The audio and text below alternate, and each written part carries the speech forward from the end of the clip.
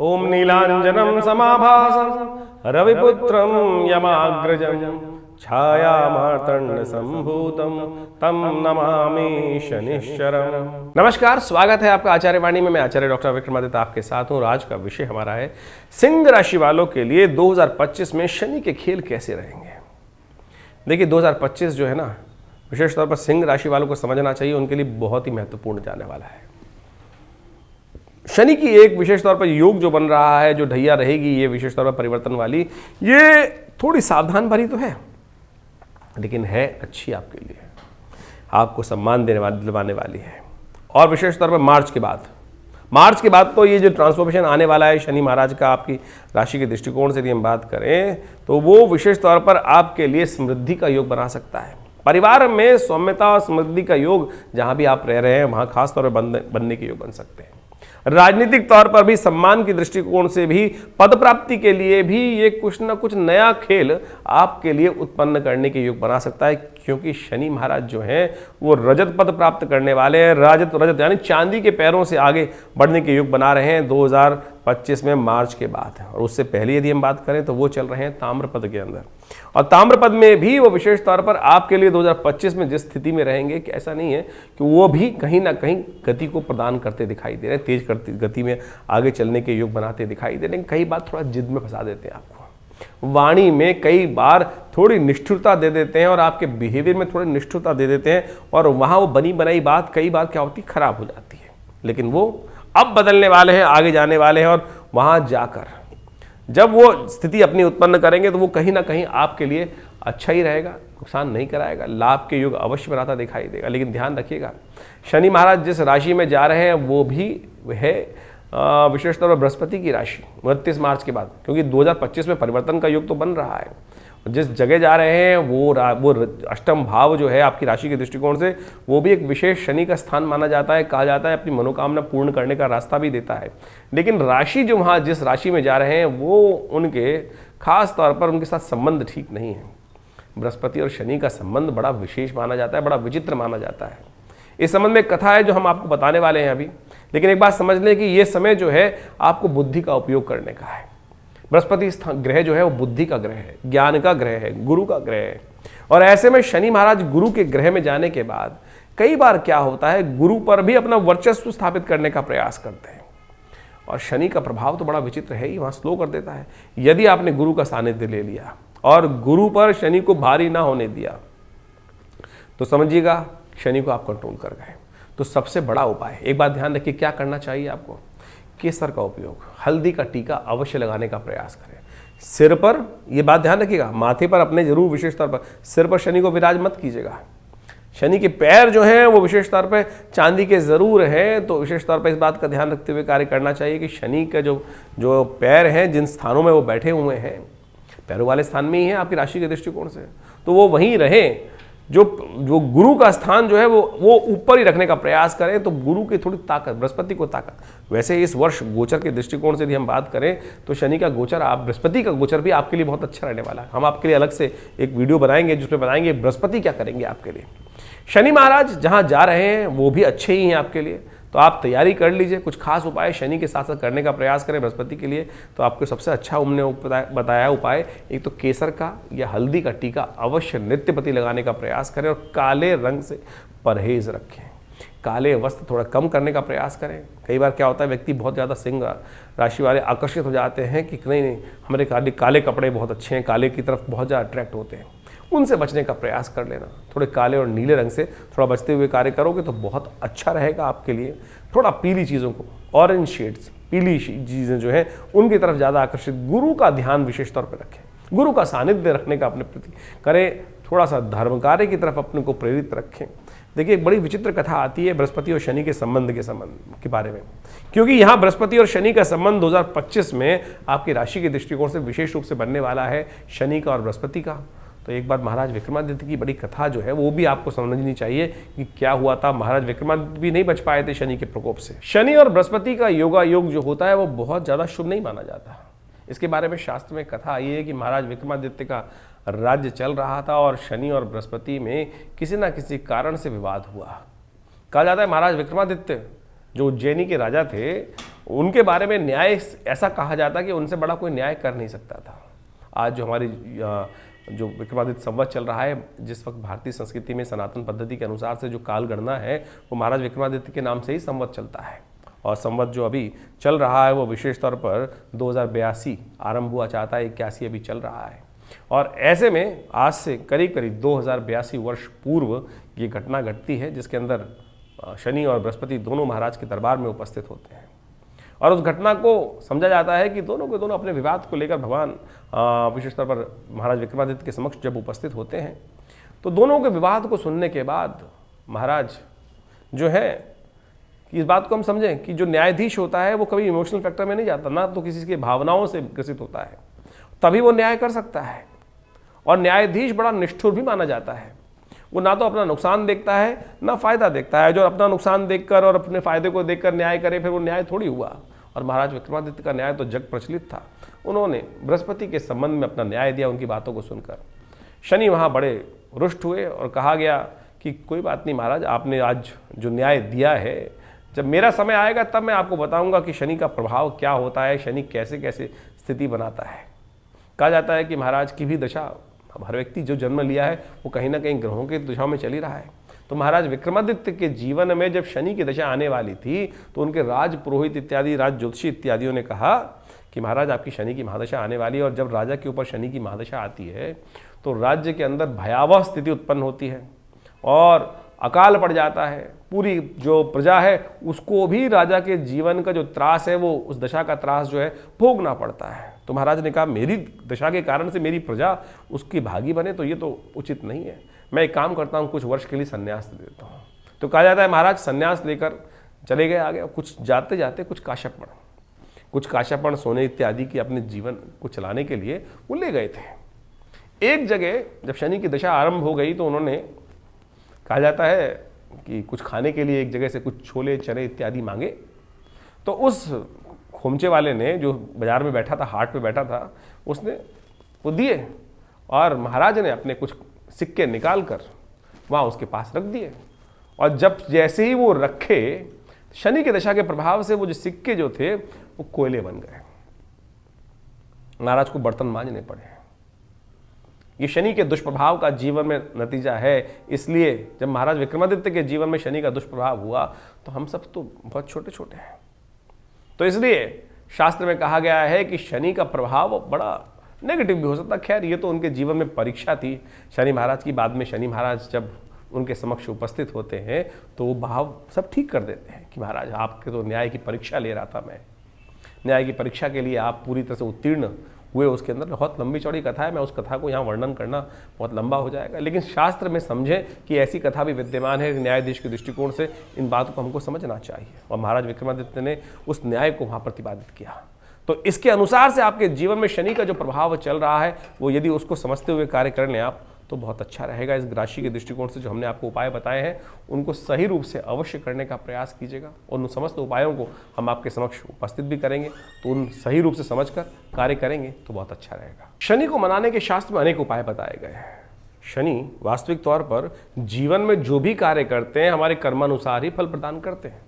इस बात को हमको अच्छे से समझ लेना चाहिए। शास्त्र में बहुत सारी विचित्र विचित्र विडंबनाएं, विचित्र विचित्र कथाएं उपस्थित हैं और उन सब कथाओं के माध्यम से हमें समझना चाहिए।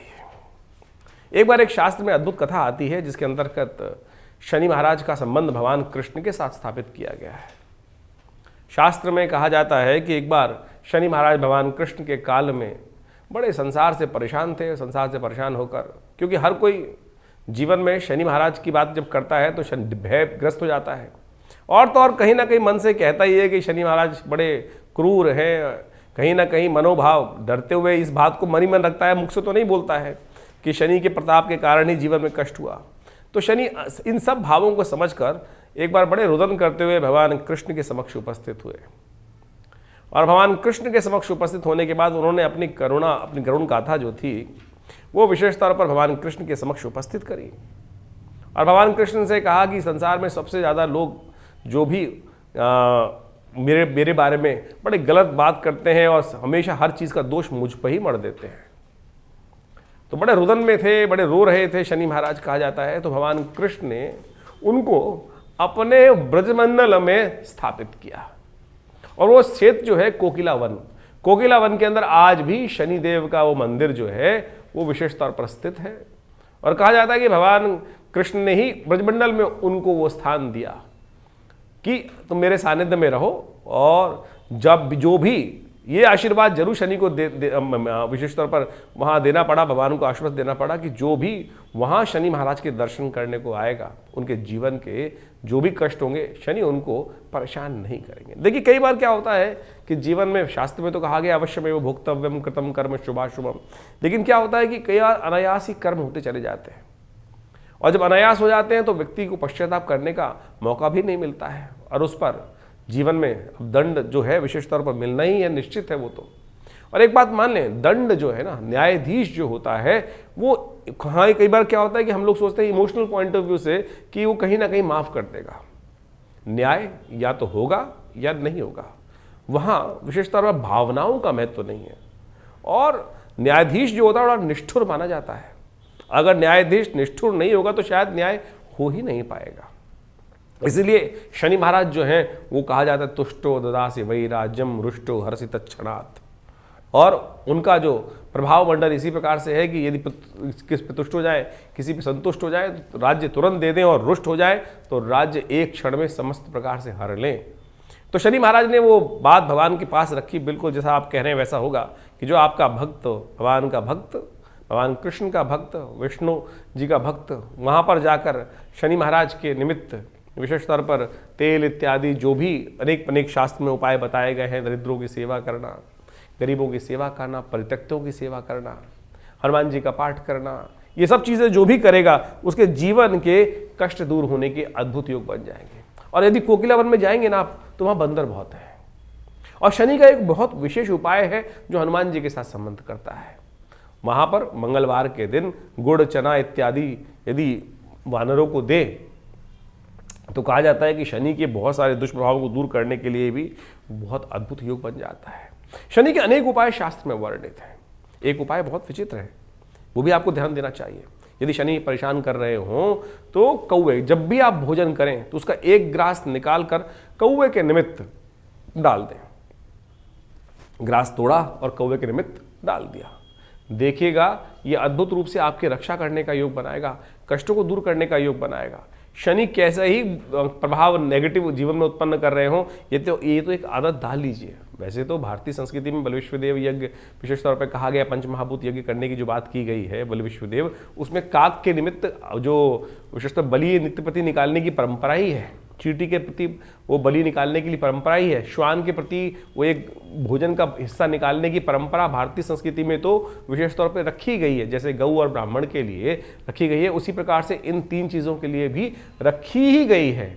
तो इनमें से यदि काक और श्वान के प्रति आप नित्य प्रति ये कार्य कर लेते हैं तो शनि कैसे भी, शनि के बहुत सारे दुष्प्रभाव जो है वो भी जीवन से दूर हो जाते हैं। तो इन छोटे छोटे उपायों को अपने जीवन में हमको स्थान देने का प्रयास करना चाहिए। दिव्यांग व्यक्ति मिल जाए उसको कंबल इत्यादि का, ऊनी वस्त्र इत्यादि का दान करने का आप प्रयास करें। काले विशेष तौर पर तिल युक्त तिल का तेल जो है वो भी शनि के निमित्त दान करने के लिए सबसे श्रेष्ठ माना जाता है। शनि स्तोत्र पाठ हमने पहले भी आपको बताया, उसका यदि आप पाठ नित्य प्रति कर लें तो वो भी आपके लिए बहुत अद्भुत कार्य करेगा। शनि के तमाम दुष्प्रभावों को जीवन से दूर करने का रास्ता अवश्य आपको प्रदान करेगा सुंदर रूप से। तो शनि का ये प्रभाव इस वर्ष किस प्रकार से परिवर्तन का योग बना रहा है, ये आपने बहुत अच्छे से समझने का प्रयास किया। इसके बाद भी आप ये समझें कि आपकी जन्मपत्री में आपकी राशि के दृष्टिकोण से कहाँ कुछ क्या प्रभाव दे रहा है, दशाएं कौन सी चल रही हैं। गोचर के दृष्टिकोण से तो ये हमने आपके समक्ष ये भाव 2025 में किस प्रकार का शनि योग शनि का रहने वाला है ये आपने समझने का प्रयास कर ही लिया हुआ, समझाने का हमने एक प्रयास किया है। तो इसके बाद भी जन्मपत्री में कौन सी दशाएं चल रही हैं, जन्मपत्री में ग्रह आपके किस प्रकार से बैठे हैं। अब किसी का शनि योग कारक है कुंडली के अंदर, जैसे तुला राशि में शनि योग कारक हो जाता है, या शनि किसी का विशेष तौर वृषभ राशि भी किसी की है तब भी उसमें योग कारक हो जाता है, या किसी की मकर राशि है या कुंभ राशि है, शनि उसमें लग्नेश हो जाते हैं तो योग कारक बन जाते हैं, तो उसमें शनि नेगेटिव नहीं रहते हैं। तो आपको ये समझना पड़ेगा कि फिर आपके लिए कौन कौन से किस प्रकार के ग्रह योग बन रहे हैं। उसके लिए अच्छा है कि इस जो हम प्रेडिक्शन हम बताते हैं ये तो राशि के दृष्टिकोण से गोचर के प्रभाव को बताते हैं। अच्छे से उन काल गणनाओं को समझकर फिर अपने जीवन में किस किस प्रकार का समय योग चल रहा है उसको यदि समझते हुए कार्य करेंगे तो आप समय को सही से पहचान सकते हैं और अपने जीवन के कष्टों को पहले से समझकर उनके निवारण का रास्ता भी सही रूप से अपना सकते हैं। देखिए, ज्योतिष के अंतर्गत इस बात को हमें समझना चाहिए कि कष्टों का निवारण करने का रास्ता अनेक है। सबसे पहले तो अगर कोई भाव पूजा वाला आदमी है, सरल हृदय व्यक्ति है जो भक्ति भाव से प्रार्थना भी करता है तो उसके लिए तो पूजा पाठ के बहुत सारे उपाय बताए गए हैं। लेकिन यदि कोई कॉम्युनिस्ट है, बिल्कुल पूजा पाठ करता ही नहीं है, भगवान को मानता ही नहीं है और सो कॉल्ड अपने आप को मॉडर्न कहता है या किसी और धर्म से संबंध रखता है, तो आप समझें किसी और पंथ का मान्यता वाला व्यक्ति है और उसको हमारे जो उपाय बताए उस पर नहीं समझ में आता तो क्या कर सकता है वो? जी हाँ, उपाय उनके लिए भी होते ना। तो प्रैक्टिकल रूप में आप समझने का प्रयास करें कि जो भी ग्रह योग है वो हमारे लिए किस किस योग के लिए अच्छे हैं, किसके लिए खराब है। अगर किसी व्यक्ति की कुंडली में शनि महाराज का या किसी ग्रह का योग बन रहा है कि व्यवसाय के लिए खराब है और फिर भी वो व्यक्ति आने वाले समय में उस व्यवसाय की तरफ ही आकर्षित हो रहा है, तब क्या फंसेगा, नुकसान कराएगा। यदि किसी के लिए जीवन में लिखा है कि इस समय में इस कार्य में करने से कहीं ना कहीं सम्मान पे दाग लगने के योग हैं, तो सबसे पहले क्या करना चाहिए? अरे बच के काम करो। किसी का दुर्घटना का योग है तो भाई गाड़ी इत्यादि सावधानी से चलाओ। ये भी तो उपाय ही हैं। आप रास्ते में जा रहे हैं कहीं और वहाँ सरकार लिख के लगा देती है this is accident prone area, drive safely. आपके सबकॉन्शियस माइंड पर उसको पढ़ते ही क्या होता है, अरे एक्सीडेंट होते हैं, आप थोड़ा गाड़ी धीरे से चला लो। जितने लोग धीरे से चलाएंगे तो कम से कम आप ये मान के चलें बहुत अत्यधिक मात्रा में जो एक्सीडेंट होते हैं वो बच जाते हैं। तो ये सब उपाय ही तो हैं। इनको करने से, समझने से केवल मंत्र जाप या स्तोत्र पाठ या दान पुण्य यही उपाय नहीं है। हर प्रकार के उपाय हैं, उनको हमको समझने का प्रयास करना चाहिए। हाँ, मंत्र का एक सुपर नेचुरल प्रभाव जरूर है, अध्यात्म का एक सुपर नेचुरल प्रभाव जो है वो अलग एक महत्व रखता है। और एक अब देखिए, भविष्य जो है, भविष्य की घटनाएं जो हैं जीवन में जो कर्म के अनुसार से बनी है वो अवश्यंभावी हैं। हाँ, इतना ज़रूर है कि सूली का हल्का सा सूल बन जाए, एक बहुत बड़ी समस्या का छोटा सा रूप में उन कष्ट के निवारण करने के लिए के रास्ते बिल्कुल बन सकते हैं। और वो आपके कर्म के अनुसार, ये भी कर्म ही है, प्रत्यक्ष रूप से कर्म भी कर्म ही है। तो इसलिए ऐसी विडंबना मन में ना पालें कि ज्योतिष में है अरे पूजा पाठ करना पड़ेगा, भगवान का जप करना। अरे कर लो तो बहुत अच्छा है, कर लो तो बहुत अच्छा है, सरलता देगा। अध्यात्म पूरे विश्व में अब तो रिसर्च करके बताया जा रहा है कि जितना व्यक्ति आध्यात्मिक होगा उतने जीवन में उसकी बहुत सारी एंजाइटी संबंधी समस्या, शारीरिक तौर पे व्याधि रूप समस्या, मानसिक तौर पे समस्याएं कम होंगी, लंबा जिएगा। और जितना अध्यात्म से शून्य व्यक्ति होगा, जो उनमें बहुत सारी और समस्याएं जीवन में उत्पन्न हो जाती हैं, उसको हर चीज़ अपने आप करनी है और कहीं ना कहीं ऐसा व्यक्ति जो है उदासीन हो जाता है। आप देखें पूरे विश्व में आज जो धर्मनिरपेक्ष देश अपने को कहते हैं, वहाँ सुसाइडल टेंडेंसीज कितनी ज़्यादा हैं। आज भारत के अंदर भी जितने लोग धर्म को सही रूप से समझ नहीं रहे हैं और केवल बाह्य रूप समझने का प्रयास करते हैं, उनके मनोमस्तिष्क में इस प्रकार की भाव उत्पन्न हो जाते हैं कि वो अपने आप को जो विशेष तौर पर गलत तरफ उद्धृत कर देते हैं, गलत तरफ चले जाते हैं। लेकिन सनातन भारतीय संस्कृति में इसको महापाप कहा गया। तो वो कारण क्या है? क्योंकि अध्यात्म हम सही रूप से समझ नहीं रहे हैं। तो इसलिए ज्योतिष को सही रूप से समझने का यदि हम प्रयास करें और हम लगातार इस क्षेत्र में आपके साथ लगातार जुड़कर आपके ग्रहों गणों के दृष्टिकोण से इस वर्ष को शुभ करने के लिए बहुत सारे उपाय आपके समक्ष बताते रहते हैं। आशा करते हैं इस पूरे सिद्धांत को आप सही से समझकर अपनी राशि के अनुसार से जीवन में सुख, समृद्धि, सफलता की तरफ अग्रसित होने का प्रयास करेंगे। वर्ष आपके लिए बहुत शुभ रहेगा। और कोई खास समस्या है तो चिंता ना करें, आप हमारे आश्रम से जुड़कर फ़ोन नंबर्स पे संपर्क साध कर अपनी समस्याओं का निवारण कर सकते हैं। और हमसे मिलने के लिए रविवार को यदि आप कोई बहुत बड़ी कष्ट है, कोई अपॉइंटमेंट नहीं लेना चाहता है तो चिंता ना करें। रविवार को सुबह 8 से 10 बजे तक विवेकानंद योगाश्रम दिल्ली में जमुना पार लक्ष्मीनगर क्षेत्र में आप स्वयं आ सकते हैं और वहां आकर हमारे साथ यज्ञ में भाग लेंगे और अपनी बात करेंगे तो हम अवश्य कुछ ना कुछ रास्ता आपके साथ जुड़कर आगे बढ़ने का अवश्य बना के देंगे आपको।